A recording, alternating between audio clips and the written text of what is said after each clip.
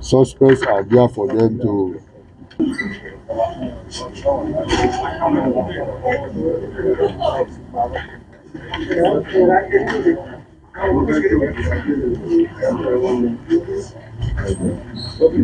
I just video. I want to. Olúwo Samuel Monday, Peter Olúwalọṣẹ, Akínwùmí, Fátọsẹ̀, Prophet Jamiu, Sheriff Agbai, Osojehe,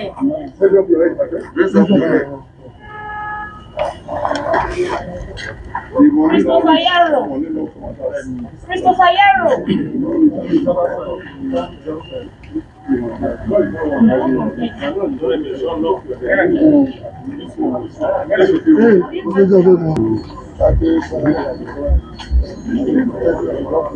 What is your name? My name is Sharif. Please put that mic so I can hear what you're saying. My name is Sharif. When you change your hand, change it. No, change it. Bring it up. Bring it out of it. Yes. My name is Sharif. What is your name? Sharif. Sharif. Sharif what? Sharif Agbai. You are from which state? From Edo State. Mic is that way. Then you come to the From Edo State, yes, ma. What work are you doing? Me? What's your occupation? I said God before, but as at now, I'm doing organic cream and all those stuff. Okay. Those What brought skincare you to products. live around Or where do you live? I live in Edo State. Lagos State. Edo State. Edo State. What Yeah. brought you to State? They said the woman did the soap for my friend. They say one man did soap for my friend, and that the soap, there is a human part involved. I don't know. Sorry, let me make it more clearer. They said the man did soap for your friend. Because he said he wanted to pray for our business to boost up. Okay. So along the line, he did the soap for my friend. You mean the man, right? Yes, the man. Oluo, Is it the one that is yellow or the one that is black? the one that is yellow. That is yellow. Okay. How did you know Oluwo? I know him at Tifo when I was selling gas. When you were selling glass? Gas. Gas. Okay. So since when you've known Oluwo, right? Mm. So now, what did you tell him you want, and what did he do to you? At first, when I posted when I know him, he have not done this thing for me. So when I view my status one day, he said, "How are you?" That he heard that my wife delivered. I said yes. He said okay. What am I doing now? I said I'm into this thing now, organic cream and organic soap and whatever. He said okay. That he have one work to do so that those business will be moving up. So I now said work. He said yes. Okay. That's it.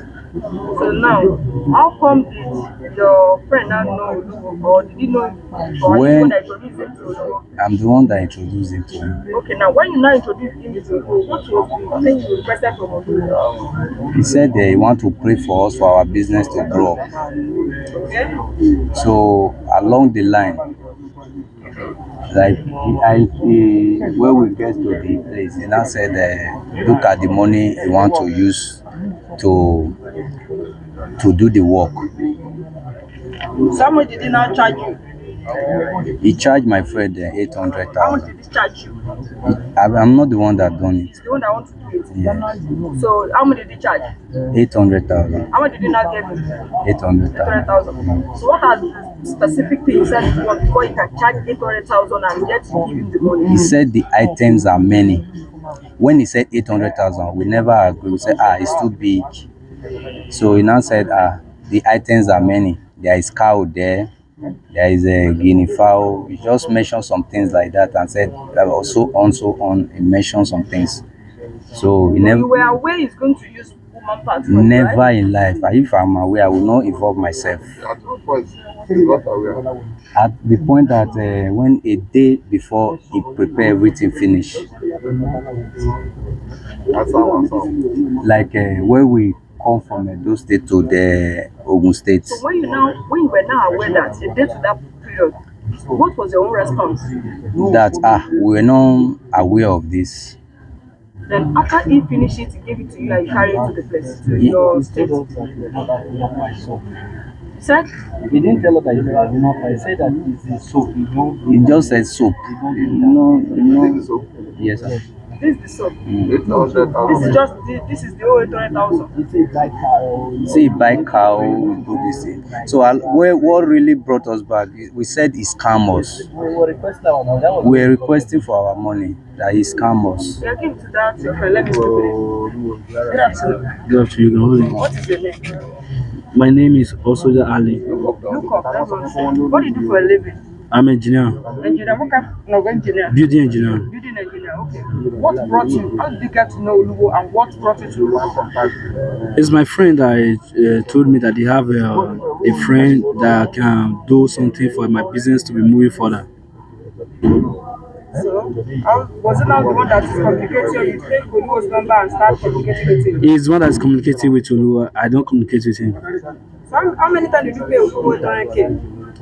When I come, I pay it twice. You paid him twice? Yeah. From what month to what month? The same day, the when we just come, because I was on limit. That was why I didn't pay it once. Okay. So now explain in details. When you get to Oluwo, what are the things he has done to you or did for you? No, he just prayed for me. He said that now that my business will be moved further, so I should go. So So at what point do you know there's woman part in what Oluwo gave you? I never aware there was a woman part. It's when police arrested us and said that what he give us when we were requesting for our money, he now said that okay we should come. That was when police just grabbed us said that that was the reason I brought the things. I don't I brought it by myself because I want to return it. I tell you I don't need it. I need my money back. How did they ask you to be using this thing now? What will you be using it to do? Just to take bait. To Bait. bet. Yeah. Okay, this is soap, right? Yeah. And have you used it? Once I used it once. I told her I don't need it. It don't work because he told me if I use it now, the next day I'll start getting. My business will start moving. I start getting connections, all the stuff. So now what do you want the government to do for you? I want the government to pardon me and also he scammed me. We were not aware. He never told us it. Government can pardon me. Because if it was, we would not have ourselves. So, kí lorúkọ yín mà? Sulaiman Rukayat. Báwo lẹ ṣe jẹ́ sí olóògbé? Àbúrò mi gangan ni òun ló ń gbélé mi direct.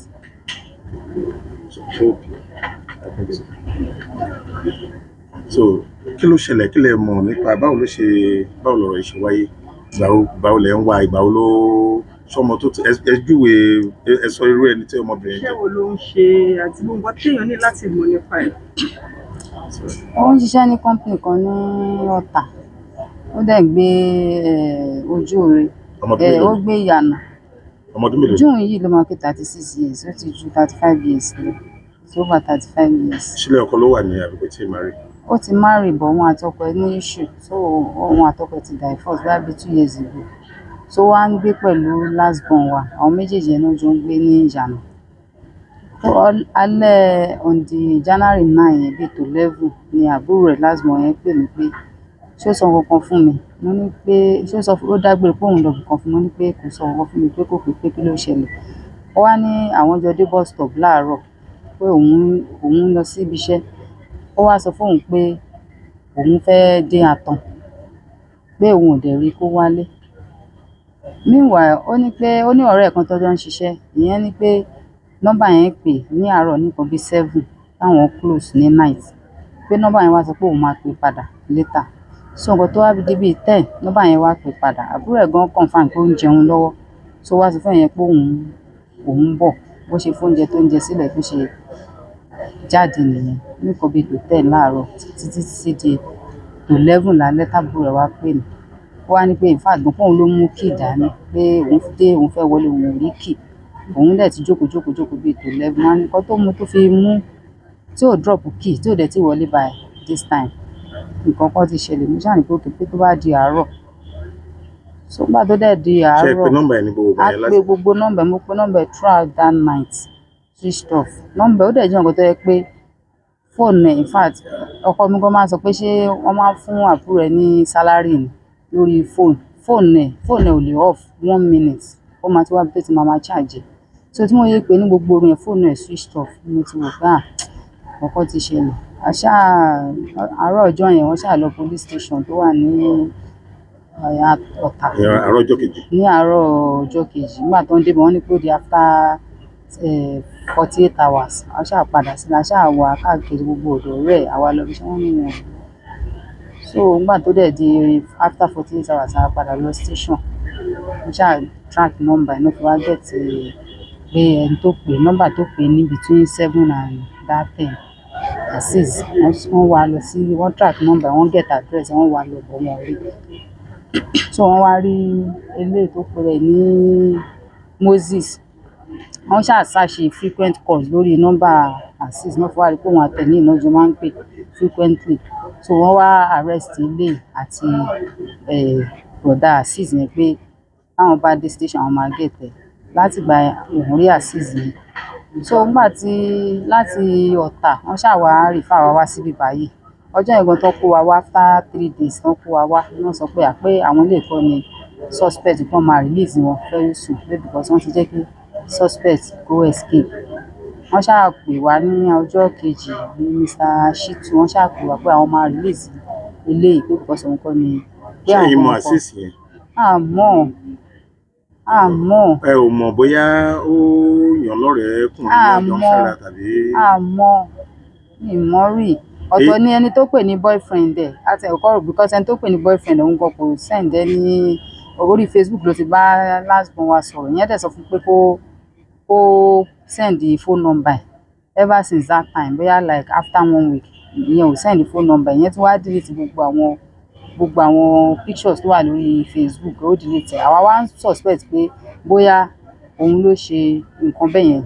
So nígbà tó wá ní wọ́n fẹ́ release àwọn ilé pé kán release àjà pé nǹkan tó ń boyfriend rẹ̀ tó fi ṣe nǹkan tó ṣe pé ní láti jẹ́ pé boyfriend rẹ̀ ló ṣe nǹkan tó ṣe yẹn fún un. So ọjọ́ Thursday kan bóyá on the 16th January 16 so àwọn ọlọ́pàá lọ́wọ́ náà fẹ́ lọ check ilé àwọn Moses yìí pé táwọn bá ti check ilé pé after that àwọn máa release ẹ̀. So ilé ẹ̀tàn lọ check lọ́jọ́ yẹn náà ti wá rí because èmi náà tẹ̀lé wọn lọ wọ́n ti wá rí àwọn kankan tó wà suspicious. Wọ́n rí irú àwọn kòkò báyìí náà rí ń bẹ̀ wọ́n ṣáà ń béèrè lọ pé kí ló fi kòkò ṣe ó ṣáà ní pé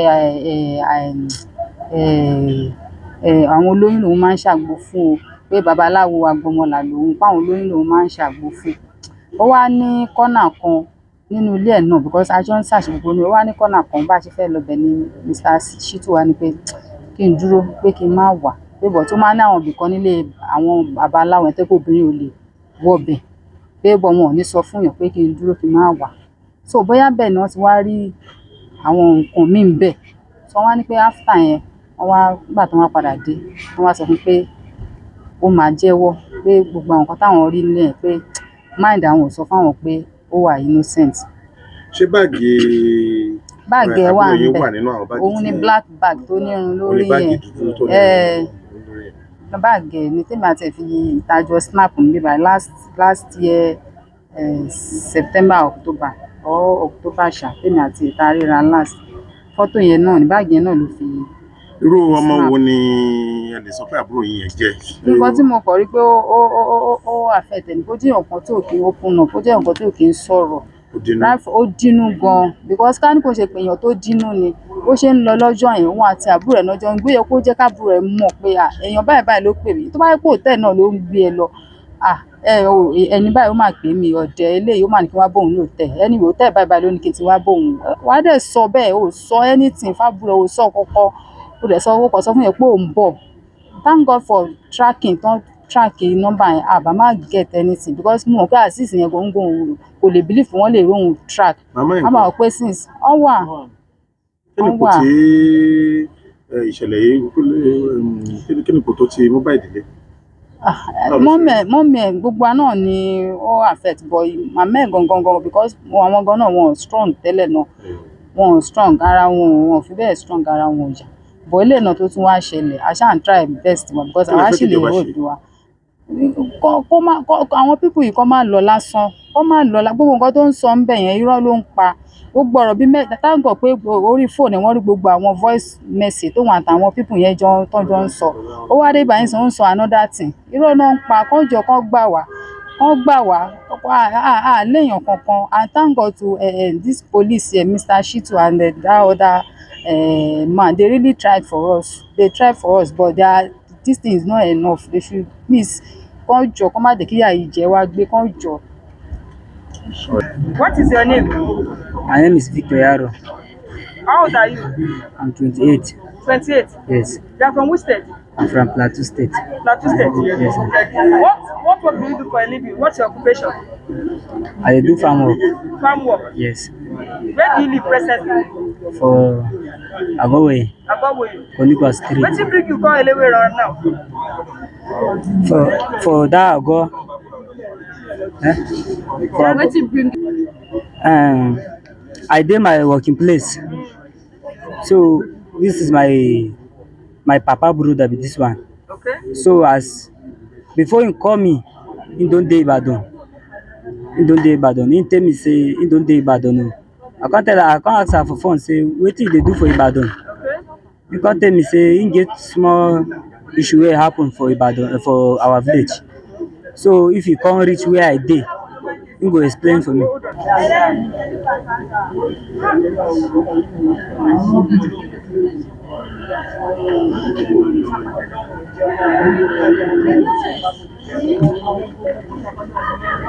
Yeah, I can't ask her say make you wait, make I make call for village before I go tell her the location where I dey for Jebode.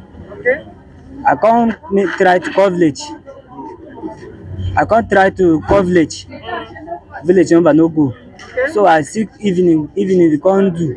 I can't call am. Now he still call me. As he still call me, I tell am say okay. I tell her where I dey, can't enter motor come.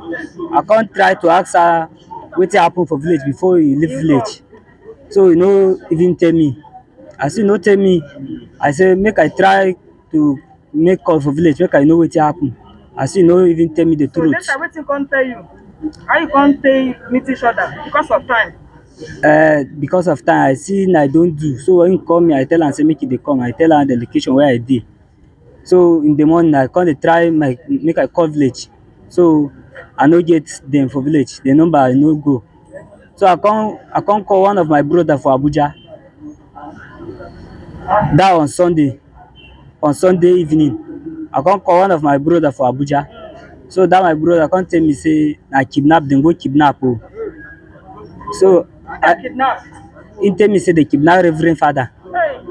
So that my brother tell me like this, I come back for where I come out Where go they kidnap Reverend Father for which state? for Plateau State. Hey. How many Reverend Father they kidnap? That my brother as he tell me say they kidnap Reverend Father. So me I no come ask him. I can't call the call because of as I hear the thing surprise me. I surprised. So I can't call the call. I come back for where I go. I come meet am for house. As I come meet am for house, I come tell am say you do bad thing. You want make they come catch me. I no want problem. Oh. Better make you leave my house. I pursue am for my house. So at the thing say you don't go. You come out go for my working place. Me I don't know because of night don't do that on Sunday. Night don't do. So on Monday morning, we come go farm for a while with the work. Me and people wey we dey work together. We come go there. As we go there, I come see am. As I come see am, I come dey pursue am. I say, I don pursue you for house. Wetin carry you come back again? Go my farm again. Na that time as I dey pursue him, I dey use my hand push him make he dey go. I no want problem. How police come catch you now? So as I dey pursue him, make he dey go. I no want problem. Na that time as I dey pursue him like this, police come. Police come. Yes. So when did you come to reach police now? Since when you don dey police station? On Monday. On Monday. Your family know say you dey here? No. My family no know. How old is he? Well on 52 years. So what is his name? Tell me his name. Christopher Yaro. Christopher Yaro. Oh yeah, why you kidnap Reverend Father now? Why? Say Nigerian never father saying kidnap. Why you kidnap? Yeah, let him tell you. Tell him, make you tell him. Nen me anki kala akif na reverend father kwa. Diyar ga lakus bani shine jiya na wato a lokutan ne la ne bayin suna da ma daga sala ne sanya to kuma ba ya tinana. Wai daga su shati tin daga to ai fa in kala yanna na. Okay. He say they kidnap where they kidnap. He know they inside, but na person call him name for inside that people where they go kidnap. So as they come hold them, they tie them. So they carry them go vigilante office. As they go vigilante office, they come put only him one for inside one room. They put 3 people for inside one room. So as they come Ele la ndidi ka. okay, he say as he talk truth, that's why they release her for inside that place. The release her. Why police come pursue her again? Yeah, ask her. Why you can't run away?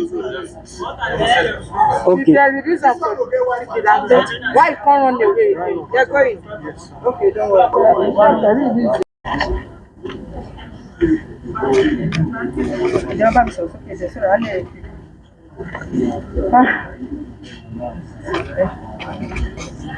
Lórúkọ yín sà. Orúkọ mi Chief Sulaiman Muftau. Nínú àfihàn tí iléeṣẹ́ ọlọ́pàá ṣe ní àìpẹ́ lórí ọ̀rọ̀ àwọn kọlọ̀rọ̀wọ̀sí tí wọ́n kó àwọn obìnrin ṣe òṣòlẹ̀. Ìwádìí jẹ́ pé wá wípé ẹ pẹ̀lú ọ̀kan lára àwọn ẹbí ẹni tí wọ́n ṣẹ̀ṣẹ̀ kí àṣírí wọn tó tú. Kí lórúkọ ọmọ yẹn gan àti pé iṣẹ́ wo lọmọ yẹn ṣe lẹ́ẹ̀kan ló ń lọ ni ẹjẹ́ àwò ní pàtó. Èmi gẹ́gẹ́ bí ẹnìkan mo jẹ́ àbúrò sí bàbá ọmọ yẹn tí bàbá kan náà bí èmi àti bàbá ọmọ yẹn. Orúkọ ọmọ yẹn jẹ́ Adijat Sulaiman. Ọmọ yẹn ń ṣiṣẹ́ ní Winners Church ló ti ń ṣe gẹ́gẹ́ bí security wọn náà ń ṣe ń bẹ̀. Ó wá ń gbé yànà yẹn sí. So ní on the 9, that was on Tuesday 9 ni ó kúrò ní ilé bó ṣe ti bí iṣẹ́ dé. Night ló ṣe mọ́jú. So bó ṣe wà ní bó ṣe dé báyìí ló ń ṣe wọ́n ló ṣe Indomie ẹ̀ ló ń jẹ lọ́wọ́ ní kọ́ọ̀lù kan wọlé sórí fóònù ẹ̀.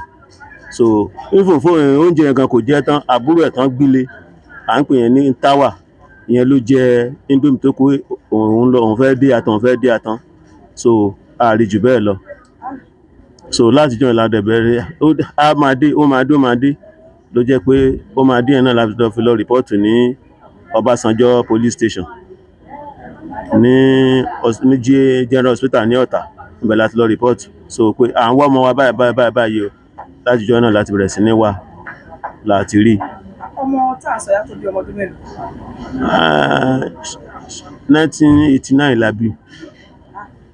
1989. Bẹ́ẹ̀ni. Ṣọmọdé o. Ṣọmọdé.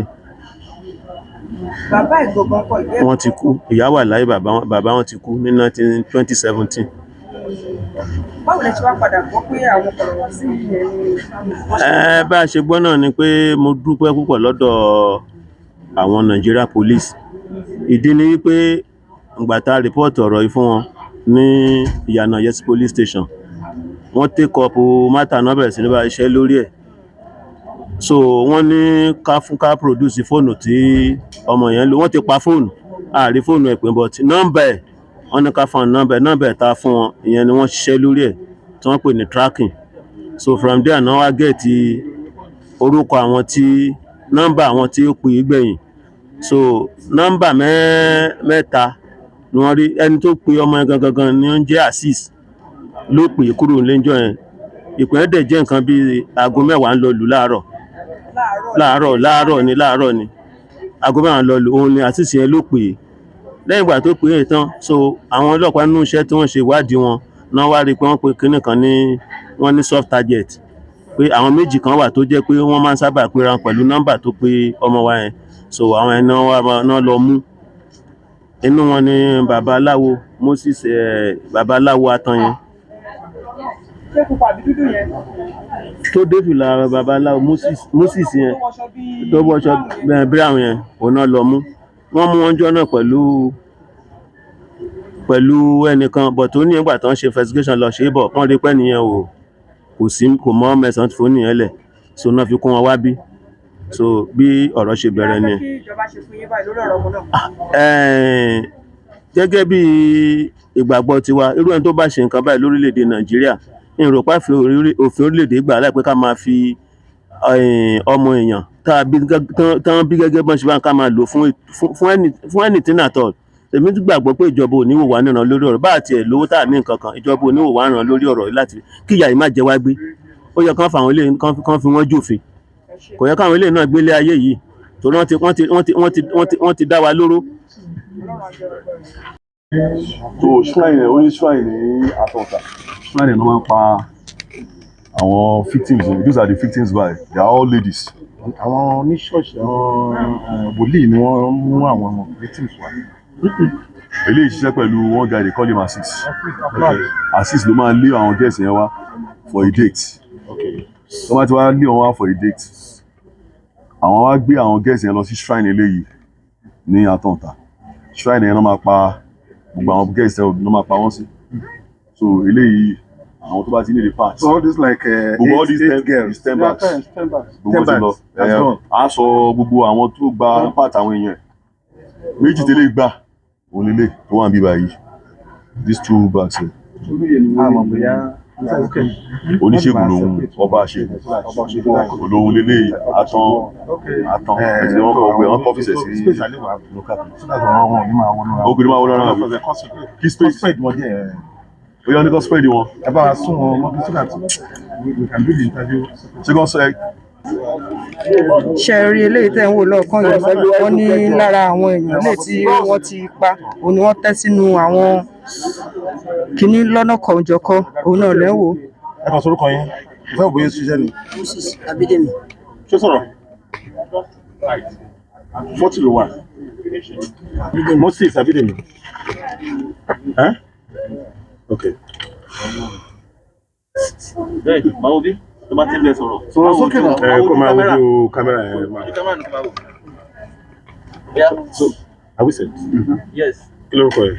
Moses Abidemi. Tọmọdún mélòó? 45 years. Níbo ló ń gbé? Àtọ̀tà. Iṣẹ́ wo ló ń ṣe? Iṣẹ́ wo ló ń ṣe? Tradomedical. Tradomedical. Kí nìyẹn ní Yorùbá? Iṣẹ́ ìṣègùn ìbílẹ̀. So kí ló gbé dé tọlọ́pàá? Wọ́n tíráàkì fóònù mi pé wọ́n wá ẹnìkan so orúkọ ẹ̀ ní Assis. Ẹ sọ̀rọ̀ sókè, ẹ sọ̀rọ̀ sókè. Orúkọ ẹ̀ ní Assis. So Assis yẹn ni wọ́n tíráàkì nọ́mbà ẹ̀ wọ́n fi wá tíráàkì nọ́mbà láti ara nọ́mbà Assis wọ́n fi tíráàkì nọ́mbà mi. Kí ló wé pààyàn àti Assis papọ̀? Assis ni ó máa ń gbé àwọn nǹkan tí Assis ló máa ń gbé àwọn nǹkan tí àwọn olú ló máa béèrè lọ́wọ́ tó máa láwọn need. Kí náà béèrè ẹ̀jẹ̀ láwọn need? Àwọn ẹran èèyàn. Àwọn ẹran èèyàn. So tó bá ti wá gbé pè mí máa pe Assis máa gbé wá máa gbé fún. Bóòlù kí ló fẹ́ gbé sódì tó máa gbé wá? Ó máa mú yàn wá. Ṣé ọkùnrin àbóbìnrin àbí gbogbo èyí ò bá jẹnu méjèèjì? Obìnrin nìkan lẹ́yìn ń lò. Irọ́ mi obìnrin ni bẹ́ẹ̀. Àwọn tẹ́ ti ṣe ṣóbìnrin ni wọ́n àbọ́kùnrin. Ọmọ tí ó ń wá obìnrin ló ń gbé wá fún wa. Obìnrin mélòó ló ti bá sọ́dọ̀ yín? Mi ò lè. Báwo làwọn báàgì tó wà lẹ́yìn àwọn báàgì obìnrin tó wà lẹ́yìn ṣe jẹ́? Òun náà Assis yẹn ló gbé gbogbo báàgì yẹn wá. Báàgì ló gbé wá fún yín àbẹ́ èèyàn? Nǹkan tó bá bẹ ọmọbìnrin yẹn kò kí ń gbé wá sọ́dọ̀ ó máa ń tó bá bẹ̀ nínú tó wọ́n bá sọ pé àwọn nílò òun ló máa gbé wá. Inú ẹ̀ òkè bọ́jà wọ́n sọ pé àwọn nílò apá o àbí ọmọ ló máa mú wá fún mi. Wọ́n bá mú dé ọ̀dọ̀ yín báwo lẹ ṣe máa ṣe? Màá wá mú fún irọ́ ọmọbìnrin kan tó ó máa ti ṣe fúnra rẹ̀ máa mú wá ni. Kí ló ti máa ṣe ìdílé ọmọbìnrin yẹn? A ti yọ ohun tí wọ́n béèrè pé wọ́n ní a ti mú wá ẹ̀ ó máa mú wá fún wa. Tó bá ti wá mú wá èmi á wá mú fún àwọn tí wọ́n nídìí. Ṣé àwọn ló máa wá bá yín pé àwọn nílò ẹran èèyàn? Àwọn olúwo. Kí lórúkọ wọn?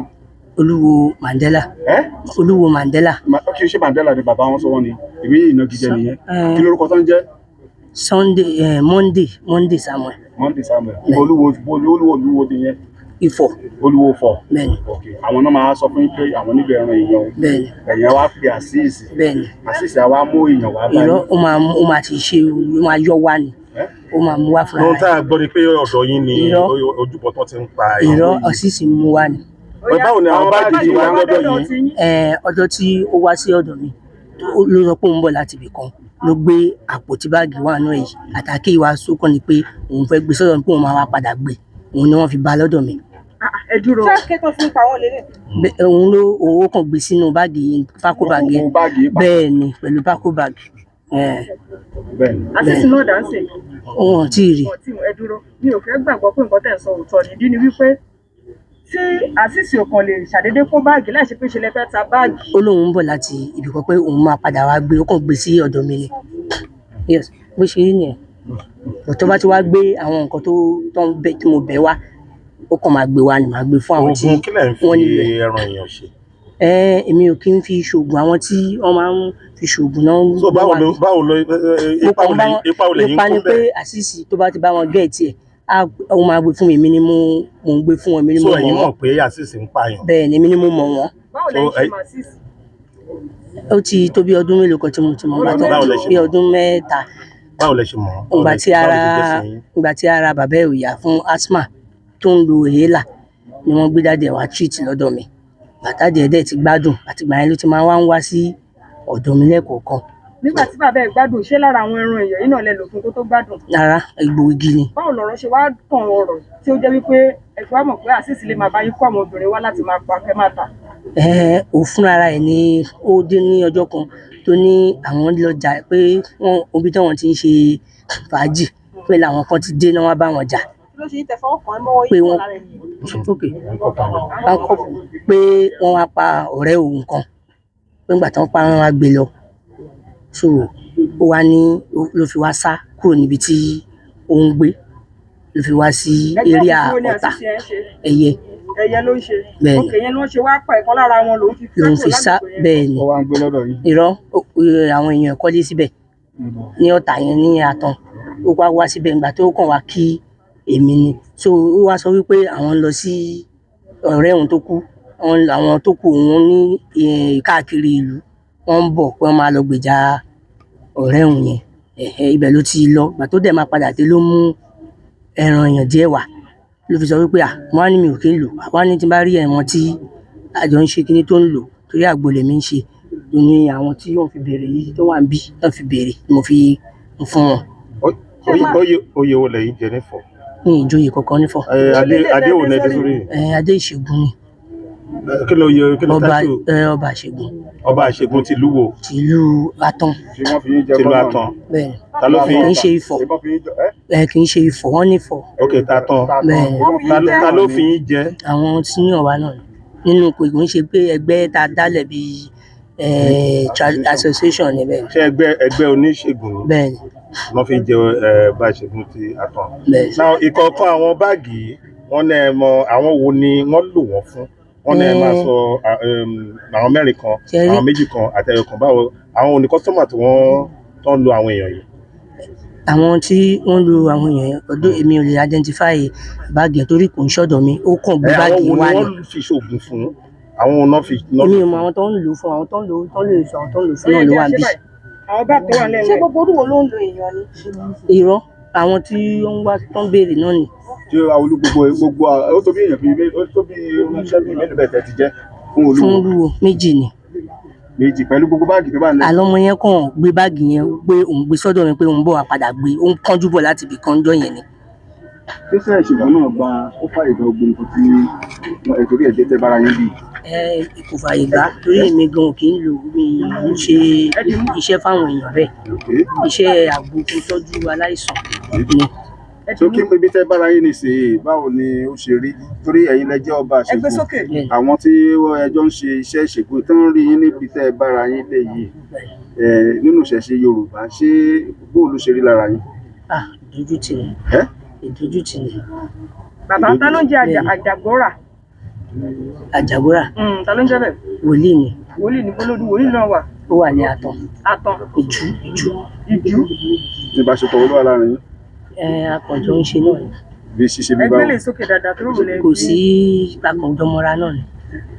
òun náà máa ń ra ẹran èèyàn lọ́wọ́ yín nìyẹn o. Bẹ́ẹ̀ni. àwọn náà máa ń ẹ máa ń Ó máa ń fún bẹ́ẹ̀. ẹ̀yin náà máa ń fún àwọn yẹn náà lé ẹran èèyàn àbí. Bẹ́ẹ̀ni. bí mélòó lẹ ti fáwọn yẹn bí mélòó lẹ ti fún wọn.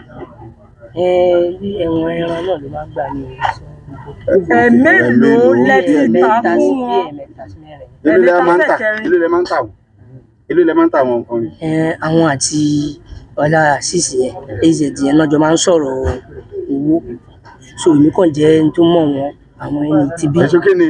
mo kò jáwọn èmi ni mo mọ̀ wọ́n so òun ló máa jọ máa ń sọ̀rọ̀ owó fúnra wọn. ṣé bọ́wọ́ yín báyìí sọ pásítì rẹ̀ yìí ló ń fún. wọ́n ti jọ máa sọ wọ́n ti jọ máa sọ̀rọ̀ owó wọ́n ti jọ máa sọ akọ̀wé gbé fún mi pé bóun gbé fún wọn ni. èlé ló wà lẹ́yìn gbà. o tó bá fún mi ní ìjọ mi 5,000 tó bá fún mi pé ó kàn fi compensate mi ìjọ mi 5 ìjọ mi 7 ìjọ mi 10. ó tó gbà tó pọ̀ jù ó tó èlò. wọ́n lé gbogbo tẹ́ ẹ gbà tó pọ̀ jù ó tó èlò. kò jù bẹ́ẹ̀ náà bíi 10 bíi 5 ó kàn fi compensate mi pé mo bóun. ìbá àjò orí èèyàn náà gbé wá àwọn tó máa wọ́n ti jọ máa san owó. èló làwọn yẹn ń san. àwọn míì fún ní 50 àwọn míì fún ní 70. lórí apá lórí orí lórí ẹsẹ̀ lórí ọkàn 50-70,000.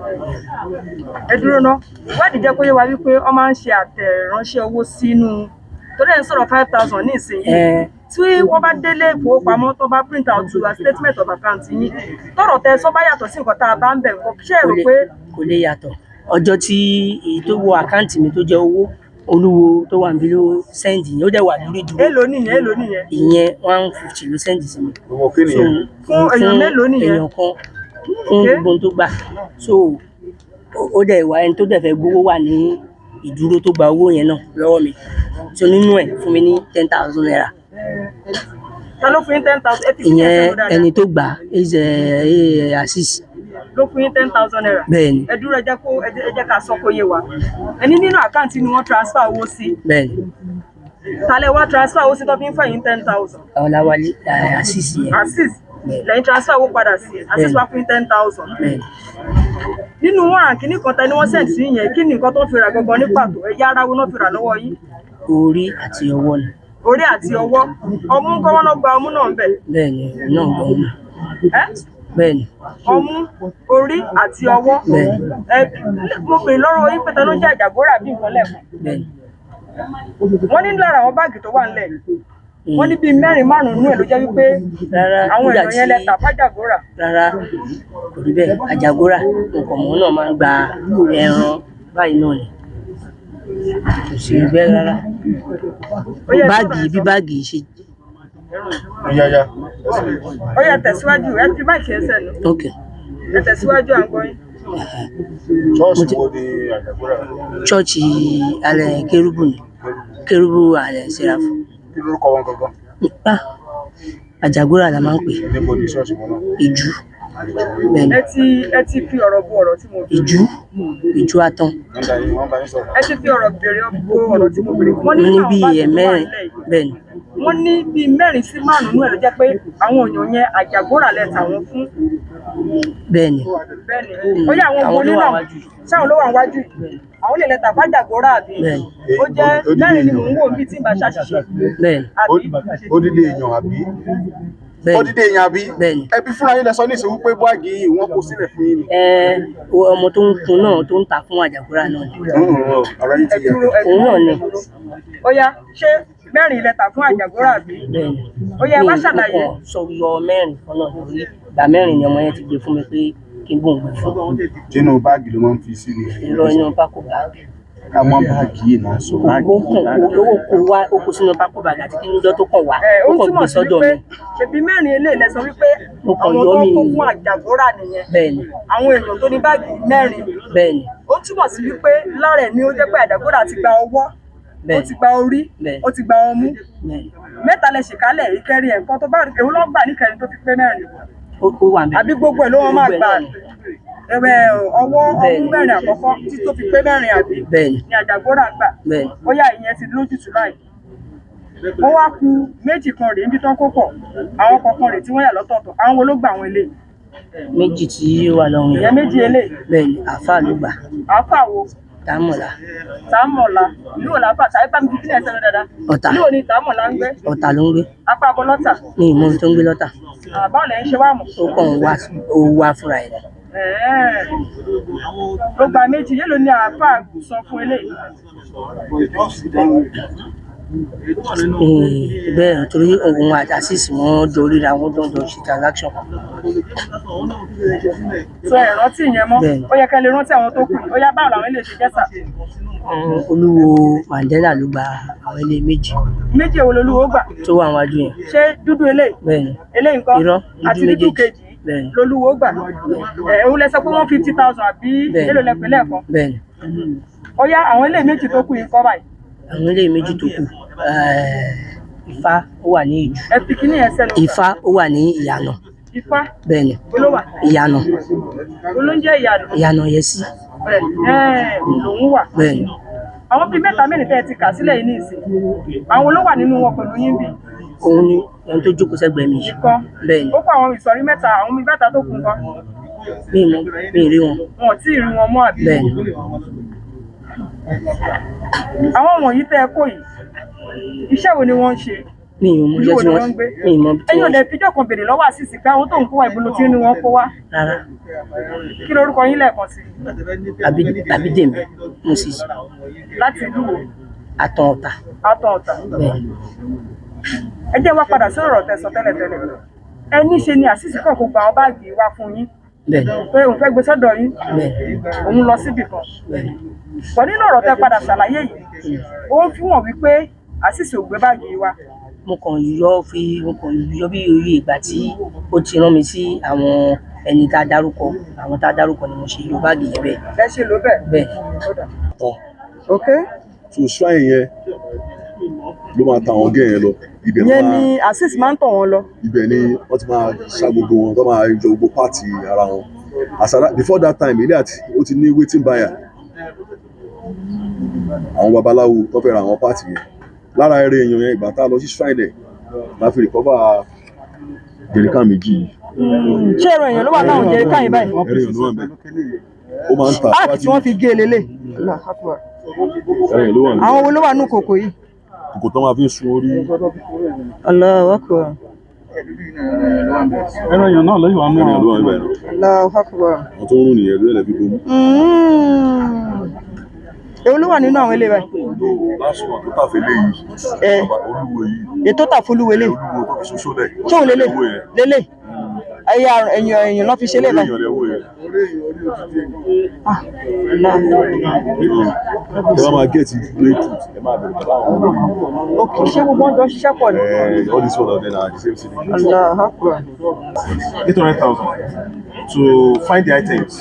You say there is cow, there is sheep. So he didn't mention human parts at all. Okay. But at what point did you get to know that human parts is involved? This is I'm getting Okay. close to that. So when we get to the info, he say he's looking for items. So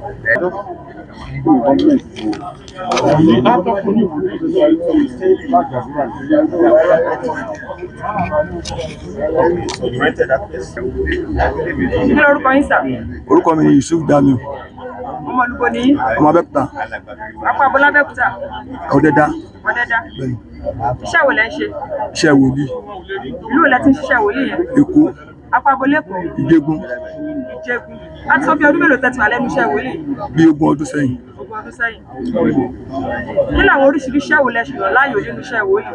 Kílẹ̀ Òrú àwọn iṣẹ́ wo lẹ yín yàn láàyò nínú iṣẹ́ wòlíì? tí mo yàn láàyò kò yé mi tó ti mọ̀. Fún àpẹẹrẹ, àwọn kan máa sọ pé àwọn ń ta àwọn ìṣèrápadà ni àwọn kan ṣe. Máa ń ṣe ìràpadà, máa ń ṣiṣẹ́ ìṣẹ́gun, so máa ń ṣe ìtúsílẹ̀ gan. Kí ló ṣẹlẹ̀? Kí ló gbé délé wẹ̀rọ? Tó gbé mi léléwé ràn ni pé mo mọ ọmọkùnrin kan tí wọ́n ń pè ní Àjàgórà. Ó wá ṣọ́ọ̀ṣì mi wá ṣe wàásù lọ́dún yẹn lọ́hùn. Wọ́n tó wá sọ fún mi pé bọ́ ṣe ń gbórúkọ mi pé ó yẹ kí n ti lọ ju báyìí lọ. So gbàtọ́ lọ́pọ̀ yẹ kí n ti lọ ju báyìí lọ, wọ́n á fi ní kí n yọjú sóhun, gbàtọ́ mo wá fi dọ́dọ̀ ẹ̀ lọ́sọ̀ ń gbà kí n gba nǹkan yìí lọ́jọ́ yẹn lọ́hùn. So ló wá di pé ó wá sọ pé kí n wo ọmọkùnrin tó wà lọ́hùn tó ń pè ní Àṣìlá yẹn. Bẹ́ẹ̀ ni pé kí n wo máa lókè wá ní tí wọ́n ti fẹ́ ra nǹkan pàtì pé kí n máa pè so ọjọ́ kan mo dẹ̀ ní 10,000 naira mo dẹ̀ ní kó ta ẹran fún mi ẹran ẹ̀yàn so lẹ́yìn ìgbà yẹn mi ò mọ bí tó ta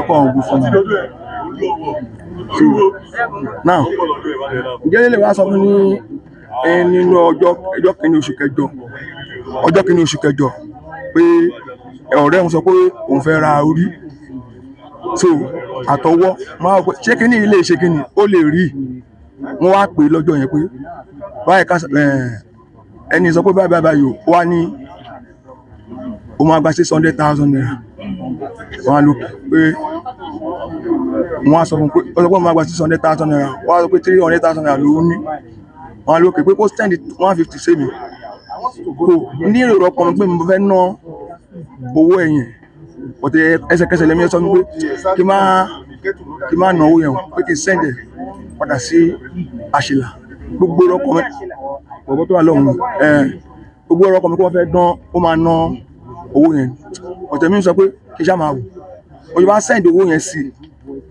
ó ṣe bá dijọ́ kejì ó wá ní kí n send address sí àwọn bó ṣe wá lọ ní ò síbẹ̀ ṣùgbọ́n tó wá dijọ́ kẹta dijọ́ kẹrin wọ́n á rí i pé ohun tó ṣẹlẹ̀ yìí ó ní agbára so bí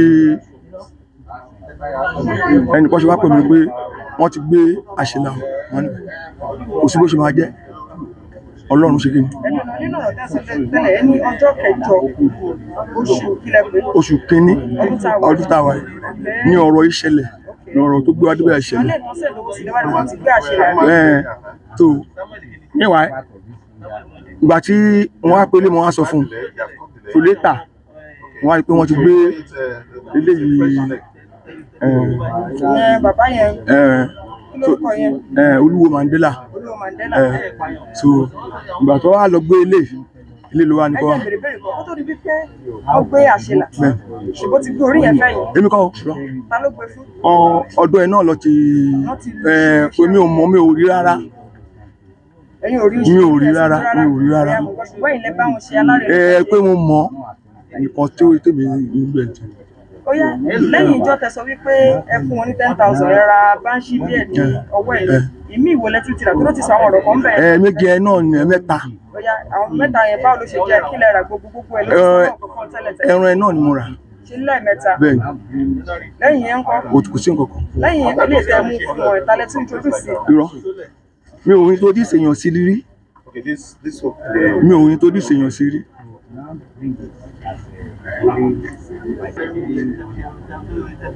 Ọ̀yá, kí lorúkọ yín sà? Peter Olúwa ló lè ṣe. Ọmọ olúbo ni? Ọmọ Oǹdó.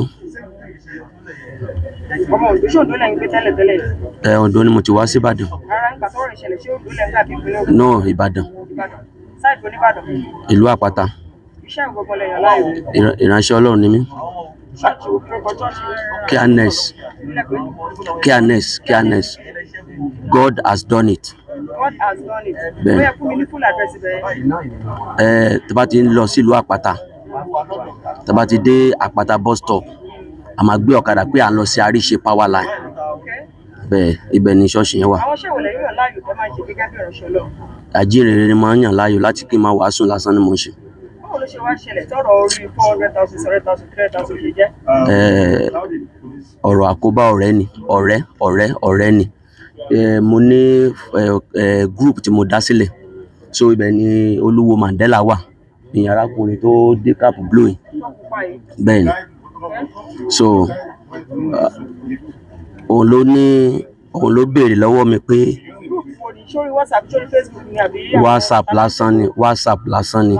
Báwo ni nọ́mbà Olúwo ṣe bí ọ̀dọ̀ tí tẹ̀gbé àdẹ́síkú? A ti jọ wà lórí platform kan rí tí ẹnìkan dálẹ̀ láti ìlú Abidjan, so just WhatsApp group ni ká kàn máa fi mara ká máa fi kíra ni, so ìgbà tí òun náà wà lórílẹ̀‐èdè Nàìjíríà ni mo ṣe wá mú nọ́mbà ìsọdọ̀ tèmi láti wá jọ ń sọ̀rọ̀, so mi ìdẹ̀ rí sójú rí, so òun ló béèrè pé òun fẹ́ pààtì ènìyàn pé òun fẹ́ lò fún òṣòlẹ̀ owó, mi ò dẹ̀ mọ ibi tó ti lè get, so due to pé arákùnrin yìí sọ pé ẹnìkan wà lẹ́kọ̀ọ́ rí so nílùú Èkó ní Àtàn pé ó máa ń get kinní yẹn ó ti sọ fún mi rí tẹ́lẹ̀ rí pé arákùnrin yẹn máa ń get so ni mo wá send message voice ẹni yìí sí pé ó lóun fẹ́ di kan báyìí so ẹni wá send message sí ọ̀gbẹ́ni tó wà lápá àwọn ìtàn pé láṣẹlà ìyẹn dẹ̀ ló lè bá wọn ni wọ́n dẹ̀ negotiate owó wọ́n dẹ̀ sọ̀rọ̀ owó so voice tó bá ti ń gbé wá lèmi forward sí èmi ò sí níbi tán ti pànìyàn mi ò sí ńbẹ̀. Wọ́n ẹ̀yin lẹ ṣe atọ́nà bí àwọn méjèèjì yẹn ṣe mọ má ṣe mara bẹ́ẹ̀ ni. Nínú iṣẹ́ ìwádìí èèyàn mélòó lẹ ti fi mọ ẹ ti fún bàbá yìí. rárá o olójókòó mi ìfẹ́ yẹn kankan wọ́n rí. Mélòó lọ ti fún ewu kan mi ò fún léèyàn kankan rí. bẹ́ẹ̀ni mélòó lẹ wá padà fún àṣelà fún orí tẹni bàbá yín wá lọ́tẹ̀. èmi kọ́ lèmi sanwó mi ì mọ̀ pa ẹni náà jọ negotiate ọ̀rọ̀ owó mi ì mọ̀ pa owó. ẹni náà sọ létí yín fáwọn fún wọn. ó dẹ̀ ní kí wọ́n ẹni pé kó má kan náà bàbá wa transfer 150,000 naira. bẹ́ẹ̀ ni sà. báwo náà dẹ̀ wọ́n ṣe rí orí gbà ṣe mọ́ bọ́ ṣe rí orí gbà ṣe wọ́n dẹ̀ ṣàlàyé. wọ́n ṣàlàyé inú ọ̀dọ̀ nìyẹn ọ̀dọ̀ àṣelà ìyẹn first man yẹn man tó wà lókè lọ yẹn bẹ́ẹ̀ ni ibẹ̀ ni wọ́n ti ṣiṣẹ́ yẹn ẹnìyẹn ló set everything simple tó fi jó iṣẹ́ yẹn òun kọ́ wọn láti gbé lọ òun bẹ́ẹ̀ ni Peter Olúwa ló lè ṣe. ṣé ìlú Ìbàdàn náà ti pé wá sí bíbá yìí. bẹ́ẹ̀ ni. kí ni àwọn eléyìí ṣe lẹ́lẹ̀ kí lẹ fi ń ṣe. ọṣẹ láti ọṣẹ ni. iṣẹ́ ìgbélé tí ó rà bí kọ́tà bí nǹkan tí mo wé ní ìbéèrè. ẹ wo ṣé ẹ mú gbà lọ́wọ́ ọmọ kan níjọ́ ẹ mo rí ọmọ yẹn tó fi kíni ẹ ṣe mo wá gbà ní ọwọ́ ẹ̀ mo wá fi sí bí ọpẹ bó ló ti rí kíni so wá ní ohun lòun ni mo ṣáà gbà lọ́wọ́ ẹ̀ mo wá fi tọ́jú ẹ̀ síbi tí wọ́n ti rí inú ilé yẹn. èwo lélẹ̀ tó wà nílẹ̀ yìí. ṣe lè tí ó ní àgbélébù lára ẹ̀. ẹ̀yà máa fi ń ṣàtọ̀nà ni. kí ló ń jẹ́ àtọ̀nà. máa fi ń béèrè nǹkan. báwo lẹ ṣe máa ń lò. máa gbé sọ́wọ́ máa béèrè pé. ṣé lè ṣe àpẹẹrẹ ẹ̀ka wò. Not this got to that stage. You are possible. Okay. Àwa yí àbí. Bẹ́ẹ̀ni. Èwo ni àwọn eléyìí tí mo wò lẹ́lẹ́kiri? Ọṣẹ ni. Ọṣẹ. Bẹ́ẹ̀ni. Ẹ foríjì mi, ṣebí pásítọ̀ lẹ́pẹ̀ yìí, lẹ́pẹ̀rẹ̀ ayé àbí? Bẹ́ẹ̀ni. Ẹ máa ń lo àwọn ọṣẹ báyìí àbí? Kí ni àwọn eléyìí tó wà lẹ́yìn wà fún? Àwọn dúdú tí mo wò. Ọṣẹ aṣínà ni. Ọṣẹ aṣínà. Bẹ́ẹ̀ni. Àwọn eléyìí ńkọ́ ilé tí wọ́n dì ní òwúlẹ́gbẹ́ yẹn. Pé téèyàn fẹ́ bí àwòrò. Eléyìí ńkọ́. Ṣé ṣẹlẹ̀ lẹ́ ń gbàgbé? Kí ni ó wà nù ẹ̀? Ẹ̀bù. Ó yá, pẹ̀lú bẹ́ẹ̀ ṣe bára yín lórúkọ báyìí. Báwo ni pẹ̀lú ìbáni how do you feel about this? Kò ń ṣe ni mo ti mọ̀ pé ayé mi ti bàjẹ́. Ìní ìkọ́ ni mo ti mọ̀. Ọjọ́ tí kíní ẹ̀gọ́gọ́ ti ṣẹlẹ̀ wọn ò tí ì gbé mi tí mo ti mọ̀ pé nǹkan ti ṣe mí. So gbàmọ́ yẹn wá dé station torí tí n bá sá kádàrá mi bàjẹ́ kí n kúkú dúró fèsì ogun mi mo fi dúró. Ọbẹ̀ ilé tí mo wò lẹ́gbẹ̀ẹ́ báwo ló ṣe jẹ́? A máa fi ń gé nǹkan nu ilé ni. Nǹkan bí kíni ẹ̀. Bí ẹ bá fẹ́ pa bí apẹran àbí ẹja. Kí ni orúkọ yín? Tósìn. Tósìn kí ni? Akínwùmí. Akínwùmí. Ẹ tó ọmọ ọdún mélòó báyìí? 20 years báyìí. 20 years. Ọmọ olúbo ni yín? Ọmọ Gbògìlà ni mí. Ọmọ? Gbògìlà. Gbògìlà ní ọ̀nà Abẹ́òkúta àbí? Iṣẹ́ wo lẹ ṣe? Mo kọ́ṣẹ́ lọ́dọ̀ Olúwo Mandela ni. Iṣẹ́ babaláwo. Ta ló ń jẹ́ Olúwo Mandela? Ṣé láti tó wà lẹ́gbẹ̀ẹ́ yín? Bẹ́ẹ̀ni sà. Ok, bẹ̀rẹ̀ tí ń kọ́ṣẹ́ babaláwo. Bẹ́ẹ̀ni. A ti tó bí ọdún mélòó tẹ́ tí ń kọ́ṣẹ́ babaláwo bẹ̀? 2 years báyìí. 2 years. Kí ló gbé délé mi rán? Àwọn ni wọ́n tó bá ti ń jó nǹkan tó bá ti ń jó nǹkan máa ń koná sí mi mọ̀ nǹkan tó wà ń bẹ̀. Tó bá ti wọ́n máa ní kí n máa koná mọ́ mi mọ̀ nǹkan tó wà nù nǹkan yẹn kàn máa ní kí n máa koná mọ́ kí n máa koná mọ́. Ìgbà tí mo kọ̀ dọ̀ rí pé lẹ́yìn aṣẹ́ ẹ̀ tán ọlọ́pàá rẹ̀ wà dé ọdẹ kò wá mi mọ̀ nǹkan tó ṣẹlẹ̀ ọdẹ sọ ọkọ fún mi. Ṣé òní lẹ ti ń jó nǹkan tẹ̀ ń koná mọ́ tẹ̀ mọ̀ nǹkan tó wà nù ẹ̀ nàbí ijó ẹ̀ làkọ́kọ́? Ìjọ tí a jó nǹkan yẹn ìjọ yẹn làkọ́kọ́ tí mi mọ̀ nǹkan tó wà nù ẹ̀. Tọ́ bá dẹ́ fẹ́. Ẹ ṣe sùúrù. Ẹni tẹ bá ń jó nǹkan ẹ mọ̀ nǹkan tó wà nù ẹ̀. Mi mọ̀ nǹkan tó wà nù ẹ̀. Ṣé tíjọ́ ẹ̀ làkọ́kọ́ ni àbó ti máa ń ṣẹlẹ̀ bẹ́ẹ̀ tẹ́lẹ̀? Tíjọ́ ẹ̀ làkọ́kọ́. tí ẹ ò rí nǹkan tó wà ní ẹ̀kẹ́ tó máa jó. bẹ́ẹ̀ ni sà. Bóyá tẹ̀síwájú. oúnjẹ ìgbà tó lè tàdé jókòó yẹn tó ọdẹ lọ fún àwọn náà lọ wọn jẹ́ kí wọ́n kọ́ fún àwọn náà lọ náà parí ètò yẹn ọ̀dà nǹkan tó máa ń jó lójú tèmi bí orí ẹyẹ nìkan jó wọ́n máa pẹ̀lú ẹsẹ̀ wọ́n máa ní kí n gbé kaná máa dẹ̀ pé kaná máa dẹ̀ sùn lọ máa dẹ̀ gbé fún wọn mi ìdẹ̀mọ́. Èèyàn bá gbé nǹkan kaná èèyàn á ṣìwò pé ṣó ti jiná ṣó ṣe kinní kan nígbà tí wọ́n gbé nǹkan sílẹ̀ sẹ́yìn kó náà ọmọ sẹ́yìn òṣìwò ni. wọ́n ní kí n máa ṣe àwọn èyí tó ń jó yẹn wò ìgbà tí mo fi kọ epo para yẹn tí mo fi kíní para yẹn wọ́n ní kí n máa fọwọ́ kàn àwọn náà lọ fọ́ ara wọn ìmọ̀ kan tí ó wà nù ẹ̀. Bóyá ìgbà tó ọlọ́pàá wá dé báwo ló ṣe wá kàn yín. ìgbà tó béèrè kankan lọ́wọ́ tèmi wọ́n kọ́ béèrè Olúwo Mandela ó lè sọ pé Monday Samuel kọ́ ní kó nǹkan ọmọdé ní wà ń lé ọ̀rẹ́ ní ká wọnú mọ́tò. Àwọn òbí ń kọ́ sọ́mọ̀ pẹ́ ti wà bí báyìí. mọ́ ẹ̀mí ò mọ ọmọ sí mọ̀ báyìí wọ́n wà lé opó mọ́ ẹ̀mí ò mọ. Wọ́n wà nílé opó. Àwọn ẹbí yìí wo ló wà mọ̀ pé ti wà lélẹ́ wẹ̀rọ.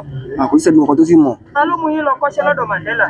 mọ́ ẹ̀mí ló ní kí n wá sí kí n kọ́ṣẹ́ lọ́dọ̀. Ó ní kí n lọ kọ́ṣẹ́ lọ́dọ̀ Mandela. Á dẹ̀ ti tó bí ọjọ́ mélòó lẹ ti wà lélẹ́ wẹ̀rọ báyìí.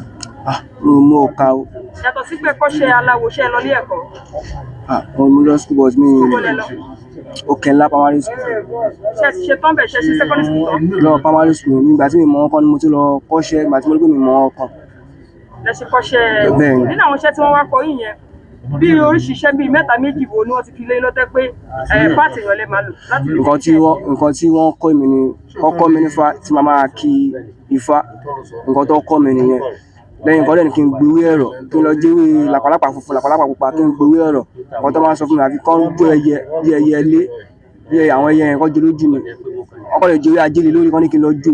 ṣé nǹkan tẹ̀ ń sọ ni wípé wọn ò kọ́ inú iṣẹ́ bóyá ìyọ̀dún páàtì tàbí wọn ò kọ́ mi iṣẹ́ rárá wọn ò ṣe fi hàn mi rárá ẹ̀yin mọ̀ pé máa ń ṣe. wọn ò ṣe lójú mi tẹ́ẹ̀mù tí mo pé wọn ò ṣe lójú mi rí wọn ò rẹ̀ sọ ọkọ̀ fún mi pa ẹ̀rí Kí lórúkọ yín lẹ́ẹ̀kan sí? tó ṣe akínwó mi mà. Kí lẹ fẹ́ kí ìjọba ṣe fún yín? wọ́n ṣàánú mi ní báyìí wọ́n ṣàánú mi tó yìí mọ ọkọ̀ ń pa ẹ̀ o. Kí lórúkọ yín? Samuel Monday. Kí lẹ pé? Samuel Monday. Iṣẹ́ wo lẹ ń ṣe? Iṣẹ́ babaláwo náà ni. Ẹ sọ̀rọ̀ sókè. Babaláwo náà ni babaláwo. Ìlú wo lẹ ń gbé? Ifọ̀. Èmi ò gbọ́ nǹkan tí. Ifọ̀. Ifọ̀. Yeah. Kí ló gbé délé wẹ̀rọ? Mo ra orí èèyàn lọ́wọ́ àṣelà ni. A ti tó bí oṣù mélòó tẹ́ ti máa ṣe là bọ́dún mélòó tẹ́ ti máa ṣe là?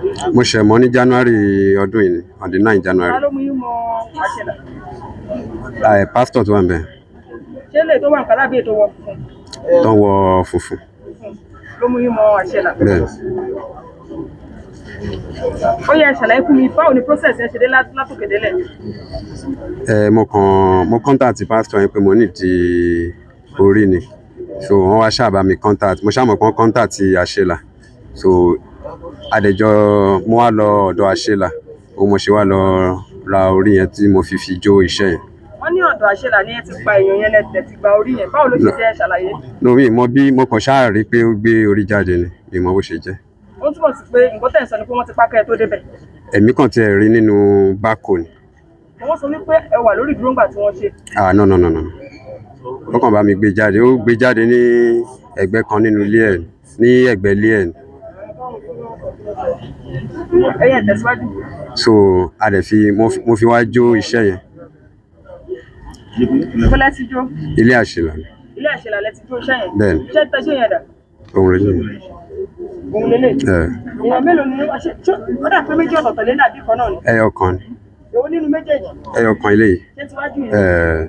Òun ni orí èèyàn lè fi jó báyìí. Eléyìí kan báwo lélẹ̀ ṣe jẹ́? Kò sí ọ̀kan ni ọkàn gbé yẹn. Wọ́n kàn gbé yẹn ní ilé ìgbìmọ̀ tó wà náà tó kú sílẹ̀ yìí. Ọṣẹ ni. Ọṣẹ ni. Ẹ jẹ́ kí kinní yẹn yé mi dáadáa o. Ọṣẹ ló wà ń bẹ ọṣẹ nìyẹn. Ọmọkùnrin yìí sọ̀rọ̀ lẹ́ẹ̀kan. Ó ní nígbà tí ẹ̀ ń jó eléyìí tí wọ́n fi wá kò yìí. Bílẹ̀ ní kò má fọwọ́ kù. Mo ní kó má Ṣé fọwọ́ kí kù. n lọ sọ́dọ̀ àṣelà ni? Àjọ lọ bẹ́ẹ̀ ni. Ẹni sọ́dọ̀ àṣelà ni? Bẹ́ẹ̀ ni. Ṣé ẹ ti máa ṣe là tẹ́lẹ̀ rí? Mo ṣẹ̀ mọ́ ní on the 9. Ẹnẹ̀ kúrò ní etí ilẹ̀ lọ sílé àṣelà. Lọ jó orí ń bẹ̀. Bẹ́ẹ̀ ni. Yàtọ̀ sí jó ẹ̀ṣẹ̀ tí ríra rí tẹ́lẹ̀. Àmì ìrírí sẹ̀ lẹ́yìn ọjọ́ yẹn náà ni. Báwo lọ́wọ́ ọlọ́pàá ṣe wá tó yín báwo ló ṣe ṣẹlẹ̀ gbogbo ṣẹlẹ̀ tẹ kúrò bẹ́ẹ̀ dàbí tẹ́ ti ń jó lọ́wọ́? Lẹ́yìn tá a ṣe tán mo kàn rí ọlọ́pàá ní on the 2 ni. On the 12 oṣù wo? On the 2 February. On the 2 February. Bẹ́ẹ̀ ni. Báwo lè ṣe? Ẹ̀gbọ́n yẹn mú wa bá a ṣe débí báyìí nìyẹn. Ó jẹ́ ká ẹ débì. Bẹ́ẹ̀ ni. Láàárín èmi àti ìgbà téyìn sọ pé ẹ fẹ́ ra orí èyí kí ni èròǹgbà yín? Mi ò mọ̀ pé oníyẹn ni. Èmi rò pé tí wọ́n máa lọ wú ní èmi ṣe bí. Mi mọ̀ pé èmi rò pé ìtàn lọ wú ni mi mọ̀ pé wọ́n lọ pa èèyàn ni. Ìgbà tí yìí dèdè bẹ́ẹ̀ tí wọ́n gbé fún nítorí pé wọ́n pààyàn ni kí lẹ ṣe? Ó bá mi dà sínú ìkòkò ni. A dẹ̀ bẹ̀rẹ̀ sí ní jó. Ọmọ tí ó kúrò nílẹ̀ wọ́n sọ wípé iṣẹ́ ìṣègùn lòun kọ́ lọ́wọ́ yìí. Bẹ́ẹ̀ni. Wọ́n ní ìyá òun ló mú òun wá. Bẹ́ẹ̀ni. Ẹ ṣàlàyé kí ló wà láàrin àti ìyá ẹ̀. Kò sí nǹkan. Bí mo lẹ ti mọ̀ yá ẹ̀ rí. Mi ò mọ̀ yẹ́ ó kàn máa ń kọjá níbi ọ́fíìsì ọ̀dọ̀ mi. Ó wá fi mú wá kó wá. Kó wá kọ́ṣẹ́. Láti tó fi oṣù mélòó tó ti wà lọ́dọ̀ yìí. Á tó 2 years. 2 years. Orú iṣẹ́ ìkó lẹ ti fi ẹsẹ̀ ẹ̀mọ̀ lẹ ti fojú ẹ̀mọ̀. Mi ì fojú ẹ̀mọ̀ kankan rárá. Bọ́lá yìí ti wá délé ìfẹ́ ṣe. A kàn rí online náà nínú àwọn gúrúùpù tá à ń ṣe. Bàbá yẹn sọ pé òun ti pàdé nínú gúrúùpù kan rí tẹ́lẹ̀tẹ́lẹ̀. Nínú àwọn gúrúùpù tá à ń ṣe náà ni. Ṣé nínú àwọn gúrúùpù náà lẹ ti ń rá àwọn oríṣiríṣi ìyàdí sí iṣẹ́ bẹ́ẹ̀? Kí lórúkọ gúrúùpù yẹn? 13 decide. 13 decide. 13?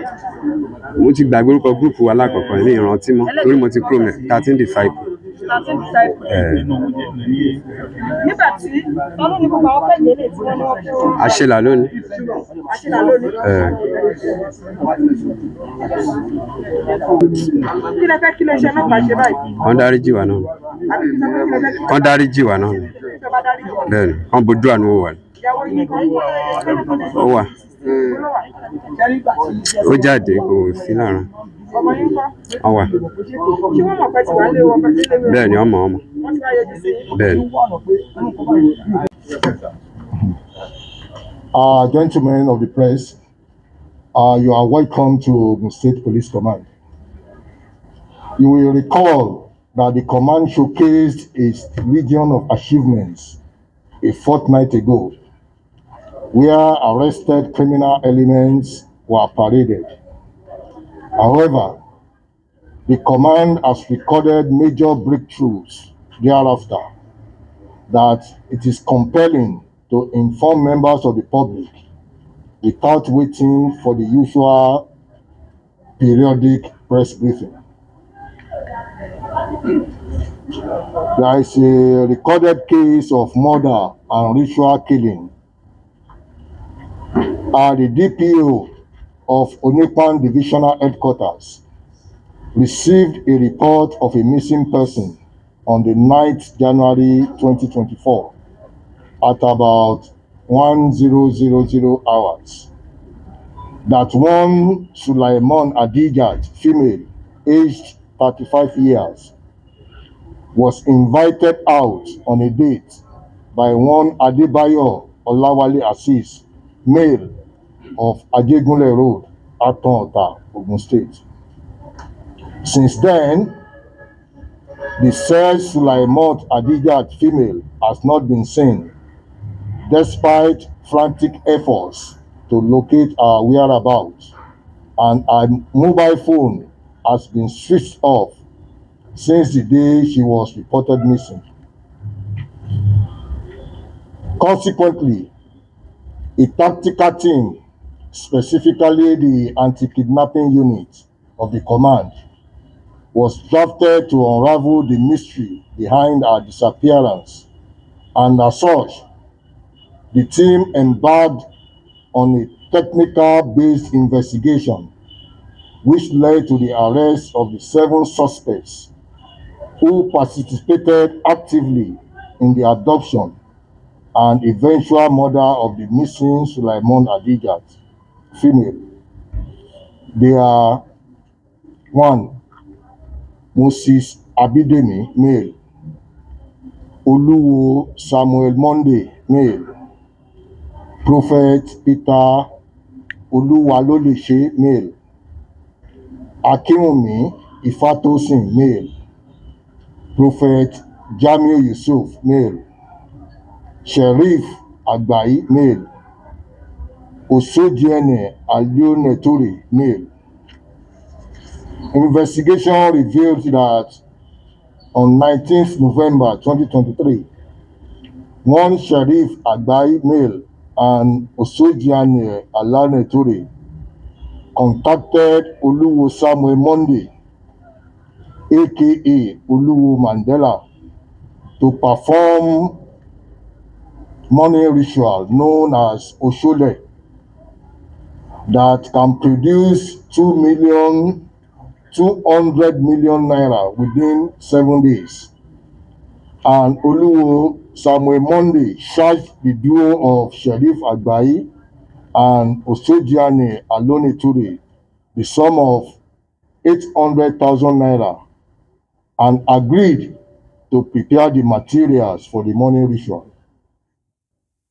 Oluwo Samuel Monday, in furtherance of his criminal intention, later contacted one Peter Oluwalolese, who was not new in the trade of human parts, to source for a lady between the age of 18 years to 20 years in order to deliver her mutilated body parts, specifically the head, 2 breasts, vagina, and her 2 wrists that will be used for the money ritual.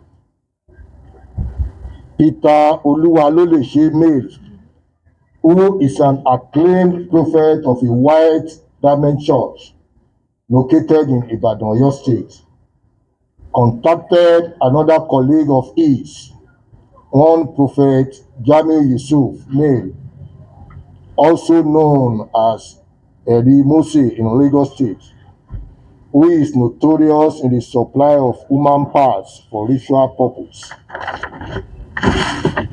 Prophet Jamiu further contacted one Abidemi Moses, aka Ashila, who is a herbalist at Atonta, Ogun State. Abidemi Moses requested for the sum of 600,000 naira to get a lady that can be used for the money ritual.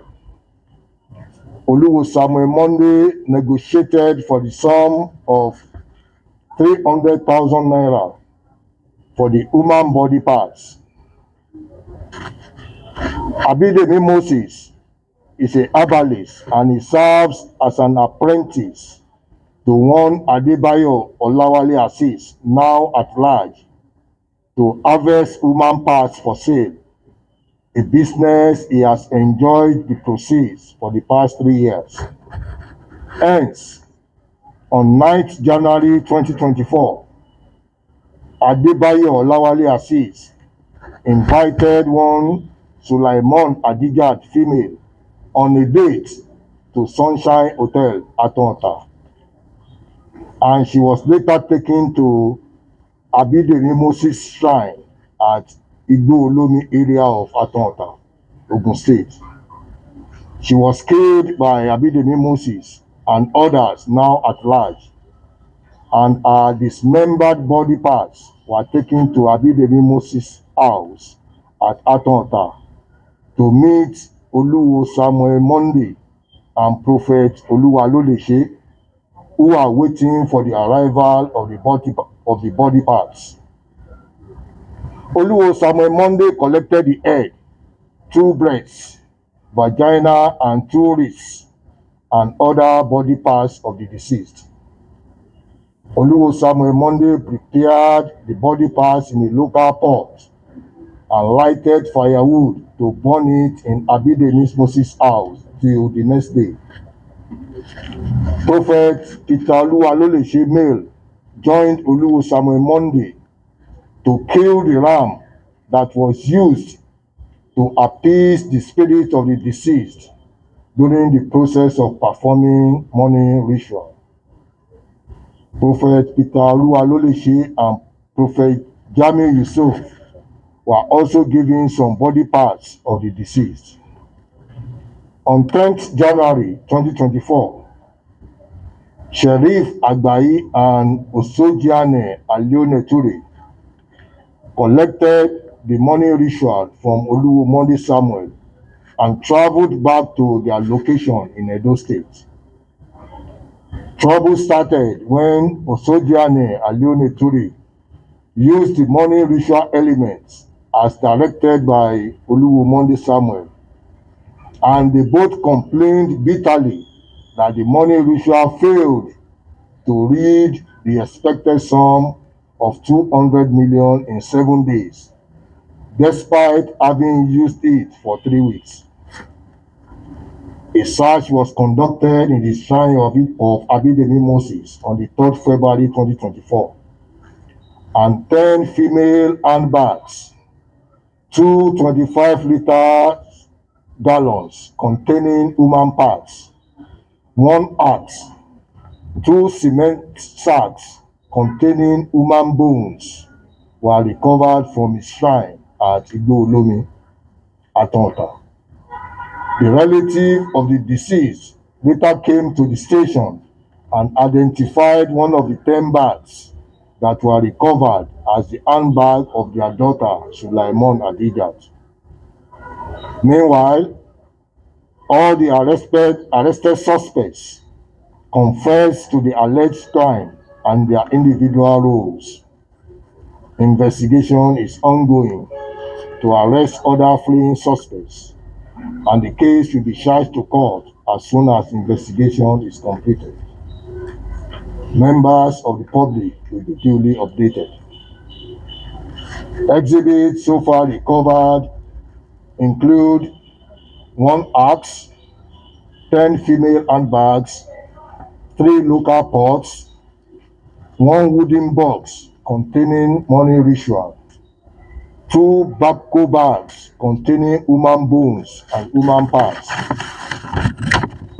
2 gallons containing human parts, criminal charms, crown and staff of office of Oba Ishegun, Zone 1, Atonta, Ogun State, crown and staff of office of Oluwu Mashote of Ifo Zone, Ogun State. Last but not the least is the arrest of suspected kidnapper. Suspect's name is Christopher Yaro, male, 52 years. In a more determined drive to press home the Inspector Generals of Police, IGP Kayode Egbetokun's principle of borderless approach to fighting crime, on 12/2/2024, the Commissioner of Police, Ogun State Command, received an intelligence report from the DPO Agbowoye Division that one Christopher Yaro, 52 years, who was involved in the kidnapping case of 2 Reverend Fathers in Pakshi Town, Plateau State, had escaped to Ogun State and is hibernating with a cousin at Agbowoye Town. He was subsequently arrested. He confessed to the commission of the crime and the reason why he escaped to Ogun State. Other details will not be released for now to prevent jeopardizing further investigation. Meanwhile, Plateau State Command has been contacted and it was confirmed that the suspect is on the police wanted list. Suspect will be handed over to Plateau State Command for further discreet investigation and prosecution. Conclusively, it is imperative to admonish the youth of this generation to embrace hard work and noble paths to success rather than toeing the path of perdition. It is a sham to believe that money can be gotten through ritual sacrifice. Embracing crime and acts of criminality are tantamount to mortgaging their future. On the same note, it is a risk for any criminal to imagine that he or she could find a safe haven in another state after committing a crime. The Inspector General of Police, IGP Kayode Egbetokun's policing strategy is an all-encompassing one with no hiding place for criminals across the country. Thank you all for coming. Any question?